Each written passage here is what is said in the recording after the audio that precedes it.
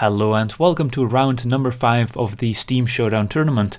We're still playing with our Monored deck, and today we're up against Pact, who is running an Abzan Rab deck. You see the usual suspects, but a few cards we have to keep in mind are Languish at 4 mana and at 5 mana Planar Outburst. These two sweepers can definitely determine the outcome of a game. So let's get started with game number 1, where we are on the draw. We see an opening hand with 2 Twin Bolts, which aren't great in a matchup, and no 1-drops, so we mulligan and find a decent second hand where we can go turn 1 Foundry Denizen into turn 2 Dragon Fodder, give the Denizen +2/+0, and we have a Titan Strength for some additional burst damage. And here we draw into our Mage-Ring Bully, so we can go turn 1 Foundry Street into turn 2 Mage-Ring Bully, so that when we play the Dragon Fodder, the Bully will get prowess, and we can even get more damage out. On turn 2 our opponent plays a Gatecreeper Vine, which also incentivizes us not to play out the Dragon Fodder next turn, since our opponent is likely to block. So instead we can just play the Mage-Ring Bully, which will still give the Denizen +1/+0 until end of turn, and that way the Denizen can still attack into the Vine and at least force our opponent to either take 2 damage or chump. So the Denizen attacks for 2, opponent takes it, drops down to 18, and we pass the turn. Our opponent's third turn consists of playing a land and passing, so we know our opponent could have the instant speed ramp spell available. So here we draw into another Mage-Ring Bully, so we decide to run out the Dragon Fodder to again enable prowess on the Mage-Ring Bully and give the Denizen +2/+0. Our opponent could play a ramp spell here and on the subsequent turn play a sweeper, but there's not much we can do about it, so we just play out our cards and hope our opponent won't have those sweepers. So we attack in, our opponent does block the Mage-Ring Bully. We decide not to use the Titan Strength quite yet, because we might need it in combat to perhaps take out a larger creature our opponent might play.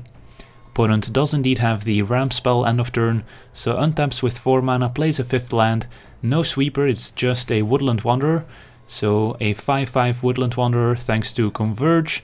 We untap, draw into another land, so here we decide to play out the other Mage-Ring Bully, which will give the Denizen +1/+0 until end of turn, and then we can attack with everyone. And should our opponent block one of our creatures, we have Titan Strength and Twin Bolt available to try and take out the Wanderer. Opponent does block the Mage-Ring Bully, so we Twin Bolt the Wanderer for 2, prowess triggers, so our Mage-Ring Bully will become a 3/3, and then the Bully and the Wanderer will trade in combat, and we still deal 4, putting our opponent down to 11, and of course hoping our opponent doesn't play a sweeper here, because that would leave us just with a Titan Strength in hand.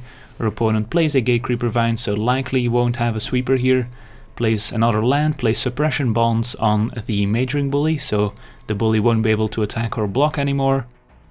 We untap, draw into a Dragon Fodder, which is a great draw here, since that'll give the Denizen +2/+0 until end of turn and add some more tokens on the board, which are difficult for the opponent to block.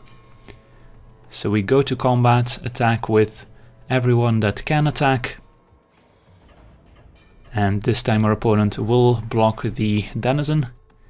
And here we decide to fire off the Titan Strength, maybe we get to scry a land to the bottom and get some free damage in.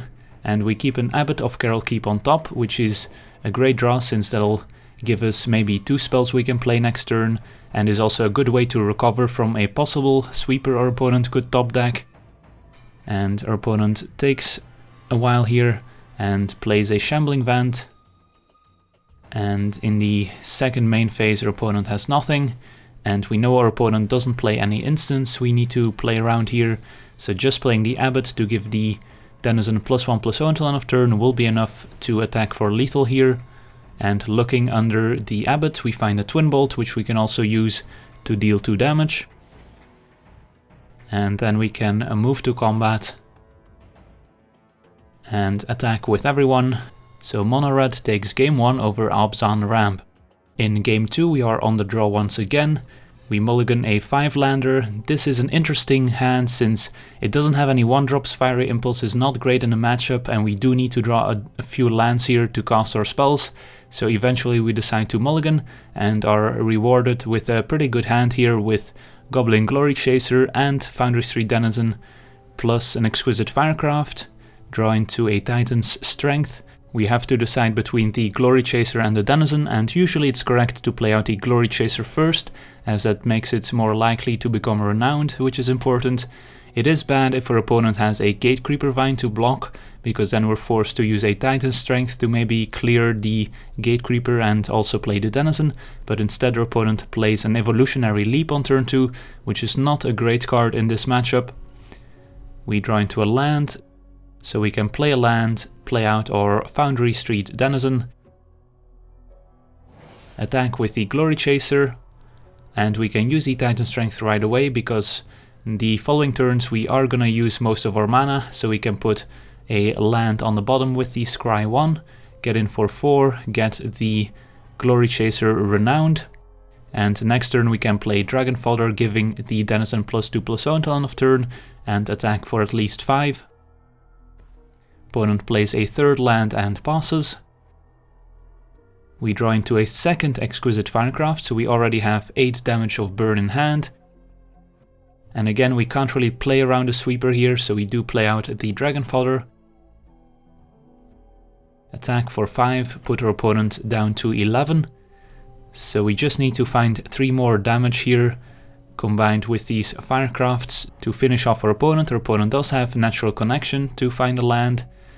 And if our opponent does have an Acid Moss to destroy one of our lands, we will need to find a third land once again to cast our Firecrafts. Instead it's again a Woodland Wanderer, 5/5 thanks to Converge.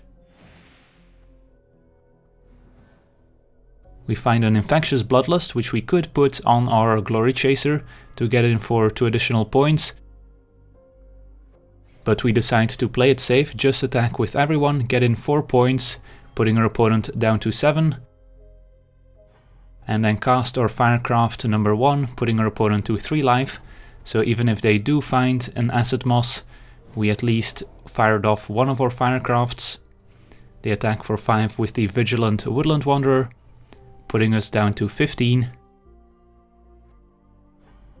They play out the Retreat to Kazando, which is their only life gain spell in the deck. Play a land, gain 2 life thanks to the Retreat, go up to 5. So if our opponent has another Natural Connection, they could gain 2 more life at instant speed here. But we decide just to attack with what we have in play, because even if our opponent does have a Natural Connection, they will still take 3 damage because of the Menaced Goblin.